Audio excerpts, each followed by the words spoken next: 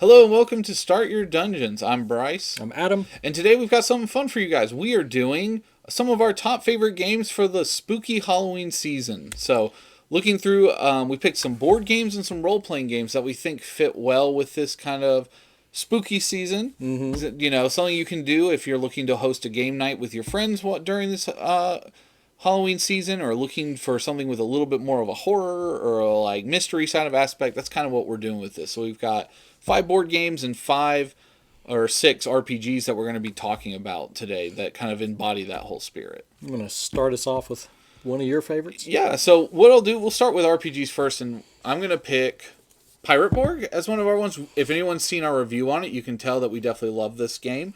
The reason that I picked Pirate Borg is I think the Dark Caribbean setting is perfect for a Halloween-esque sort of campaign. You've got zombies and skeletons, and it really fits that kind of dark vibe on its own without needing anything extra for it. And so if you're looking for something that's pretty quick and easy to play also as well, you know, we talked a lot in our review about how simple it is to build characters with all the resources and things. I think if you're looking to do a one-shot set, you know, in a piratey sort of Dark Caribbean, this is one for you to kind of jump up and do. I've got, of course, we've already reviewed this before, but the Call of Cthulhu starter box. You know, I don't know what else we could say about it other than it completely captures the feeling of the game. It has an excellent solo adventure to play, and it's cheap. Yeah, it's a really good get into the system, but also, like, come on, it's Cthulhu. Like, it's perfect for this season. Yep. For my next one I'm going to pick, we haven't done a review yet, but I'm sure people have heard me talk about it on here, is Monster of the Week, which is my personal favorite role-playing game of all time. So it gets high marks for that. That's why I picked it. But also, Monster of the Week is a really good entry into anything if you've ever wanted to try the Powered by the Apocalypse system.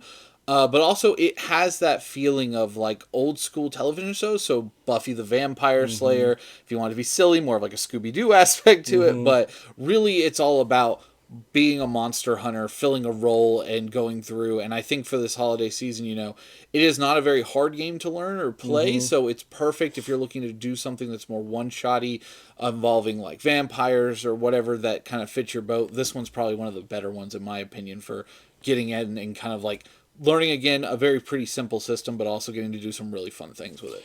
And I would also say, you know, and you've mentioned this before, but I just wanted to say, I think it's probably the best representation of that system. Yeah.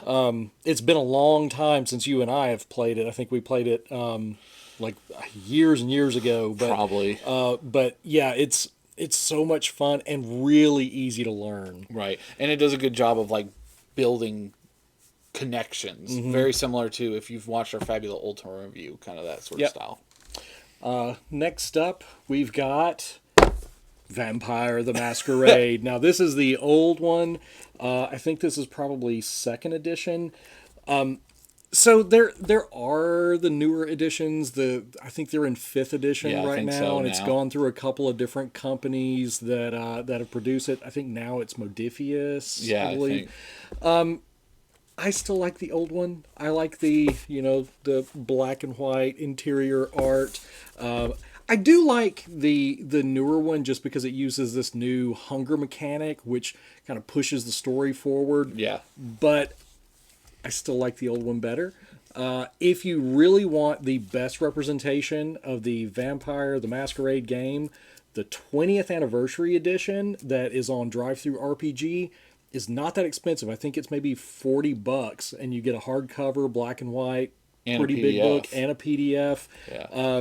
Really, really nice quality to the printing, and it's a fun game. And also, it's something that is good in small groups. If you have a small group of people who you know really well, it is very story heavy.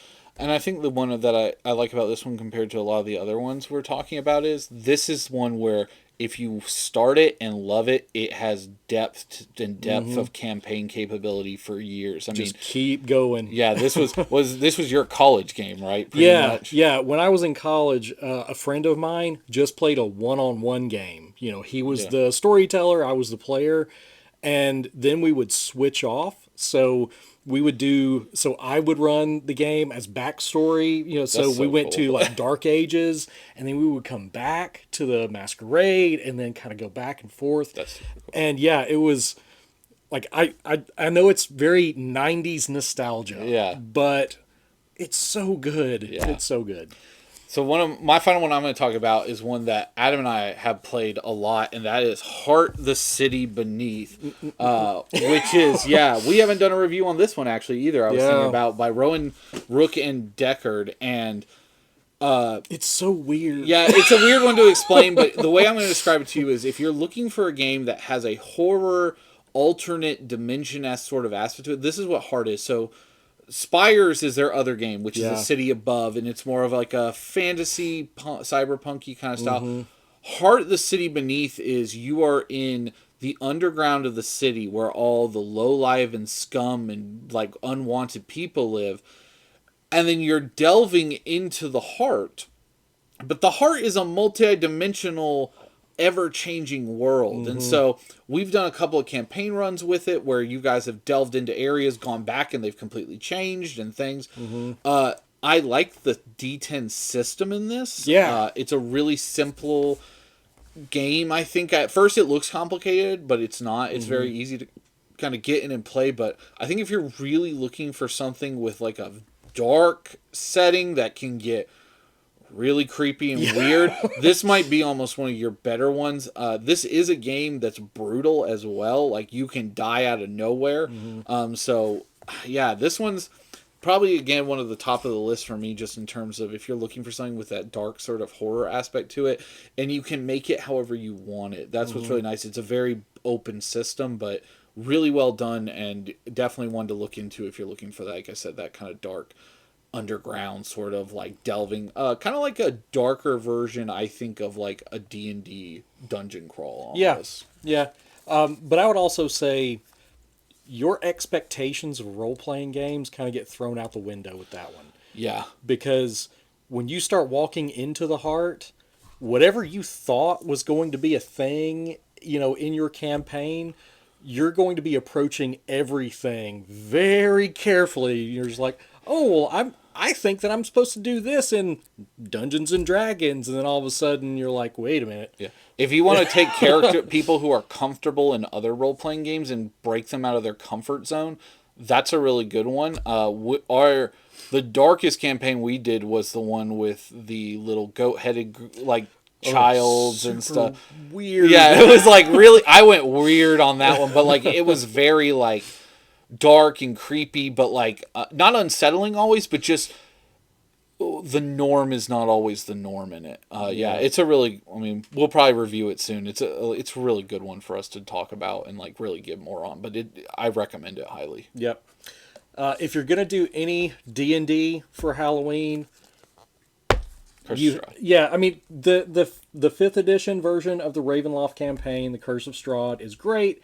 If you want to buy the original for for like an old school role playing experience, which I recommend. That's what I've run before. That's what we ran. That the original 2nd edition was it? Yeah. It was the 1st edition one. Oh, okay. And I updated it for 5e. Right. But so this one was actually created originally as a home game for Halloween. Yeah. It's perfect. You've got the land of Barovia that is surrounded by fog, and it's all about unlocking the mystery of this this dark land that is plagued by evil, and just stuff is creepy. Everywhere you go, something creepy. And I will say this for this book, if you don't own it, what I do like about it, even though it is, again, a retelling of an old story, is the depth they've added to the world kind of aspect of it. So Barovia has expanded in this version. And I think that makes it worth almost picking up if you're really looking to delve into like that world and maybe even move past just a Halloween one-shot and go and play in that world. Because you could start with this and then it helps you kind of grow out of it. And there's that new, is it Guide to Barovia. Yep. I think book. Yeah. Yep, there's a guide to Barovia that expands it. There's the box set that's shaped like a coffin. I love that. And yeah, I believe there's also one of the Beetle and Grimm's boxes. Oh, there's definitely a Beatles and Grimm's. If y'all don't know what Beatles and Grimm's is don't look if you don't want to spend money because it's nice. Their stuff is nice. It's perfect. But yeah, I mean, give it a shot. It's there's so many memorable characters in this adventure. It's perfect. So we've done RPGs for this one. So now what we're going to do is we're going to talk about some board games, next version. I'll start again with ours. And I've got Pandemic, Reign of Cthulhu. So for anyone who hasn't played Pandemic is a co-op board game where you're running around trying to stop a pandemic. And Reign of Cthulhu, you're trying to stop the cultists from summoning the Elder Gods. This one is really good. I am not a huge Pandemic person, but I like this one. I have played this game hundreds of times. Me and my wife have beat it once.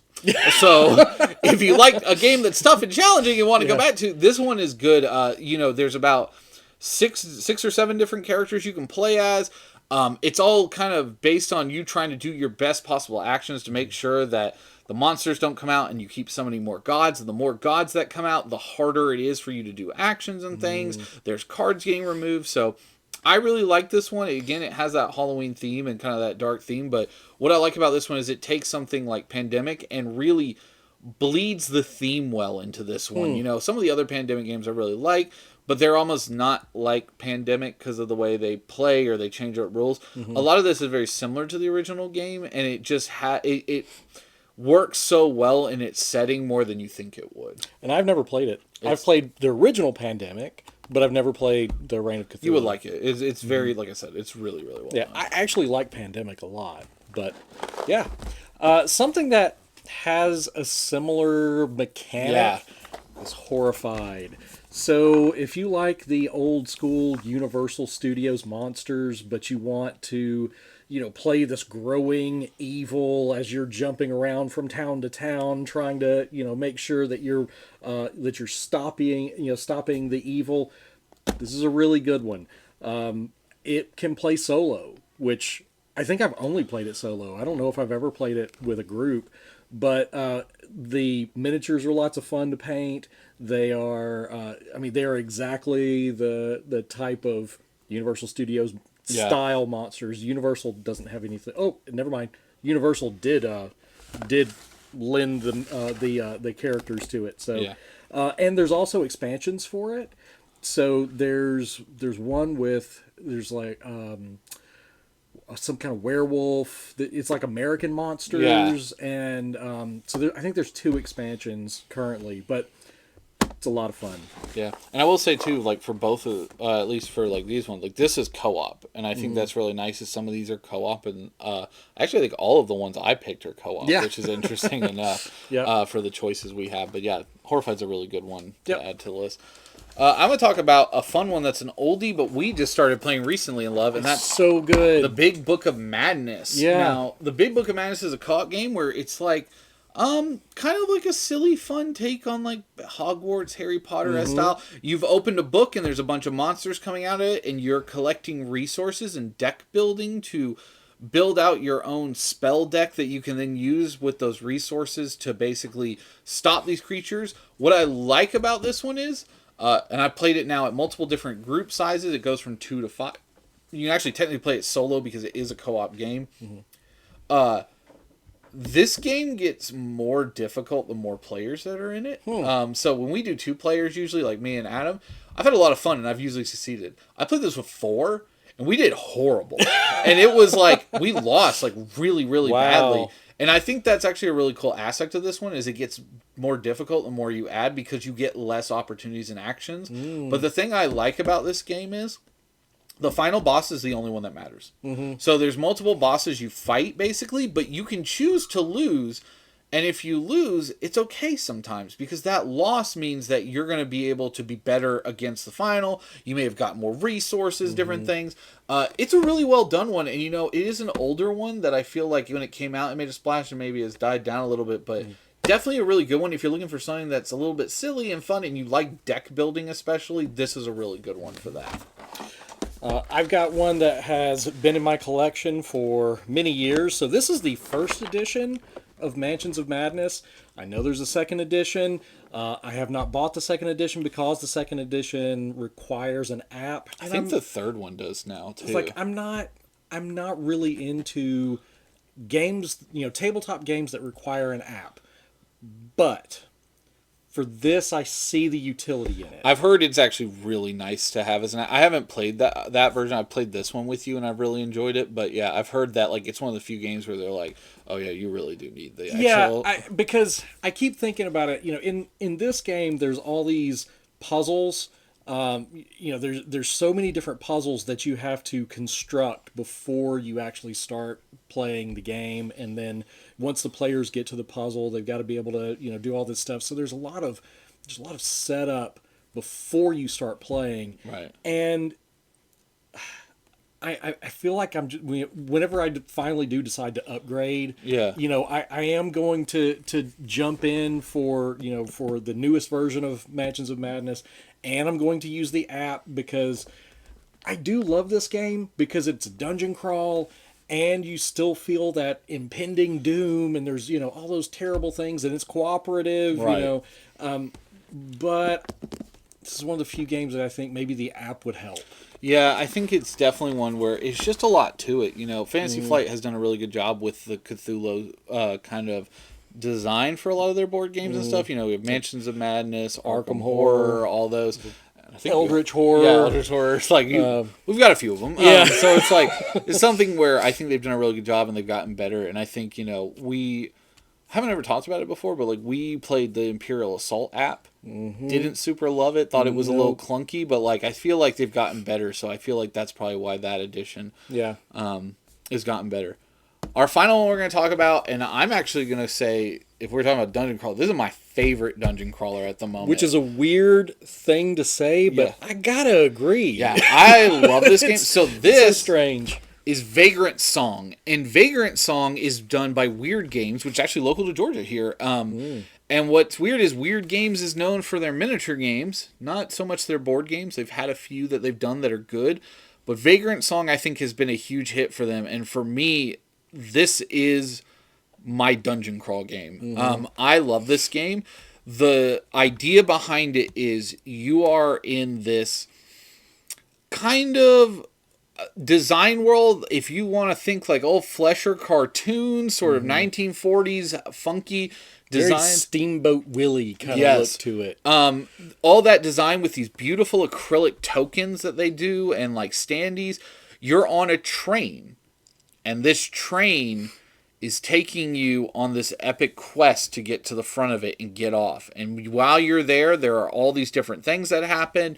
You get upgrades, you get new abilities. It's an action economy game where you only have 3 tokens, so you are trying to do the most amount of actions in your turn. And for every player, the enemy gets to make a reaction that's done by a blind bag of actions.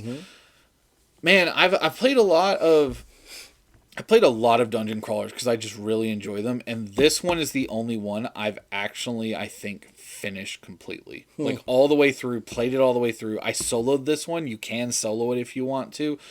But yeah, this plays 2 to 4 players, and I think, like I said, if you're looking for a fun, spooky themed game, like this one's great because it really is it's a puzzle. It's a challenging puzzle of figuring out the best actions you can do, the most you can do, and all these living things are throwing at you, are happening, and crazy little monsters are running around, and ghosts, and yeah, I don't know. It's hard not to just talk endlessly about this one because it is so much fun. Yep. I when you first bought it, I think the first time we played it, I liked it, but I wasn't just 100% on board. And then we played it a couple more times, and I'm like, okay, I see it now. Yeah. So if you do play it and you don't immediately, have a strong reaction to it, give it a little time and then try it again. Yeah, I think definitely for this one, like I picked it up and I knew about the gameplay, and one of our buddy Rob, who's on here, was like, he's like, it's good, but he preferred us playing other games to it.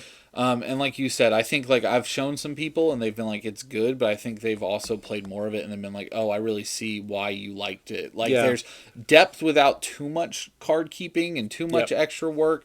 And it gets hard. Like there were times in my solo playthrough of it, I played 2 characters, and I was like edge of my seat hoping I'd make it through to the next match. Like it does a really good job of like making you feel really cool, and you have all these different powers and different abilities, and yeah, it's a well done game. Do they have any expansions for that one? They do. They have 2 of them at the moment. There is a small expansion that they've done, and then there's a massive expansion coming with more things that's going to be on Kickstarter, I believe, soon. Okay. But yeah, Weird knocked it out of the park with this one. This is solid. Solid. Well, I hope you guys were interested in some of our spooky theme games. If you want us to do some of these, kind of seasonal types of game recommendations, just let us know down in the comments. And we've been playing games long enough that I'm pretty sure we could come up with some kind of recommendation for just about any time of the year. Just wait till we do Arbor Day. Arbor Day's gonna be Arbor Day. Hey, there actually are some Arbor Day themed games. So yeah, we'll do this if you guys like the recommendations, and if you've played any of these, just let us know what you think. Or if you have a favorite game you play during Halloween with your buddies, shout it out in the comments below and let us know. But thank you again for watching, and until next time, y'all take care. Bye. Sweet.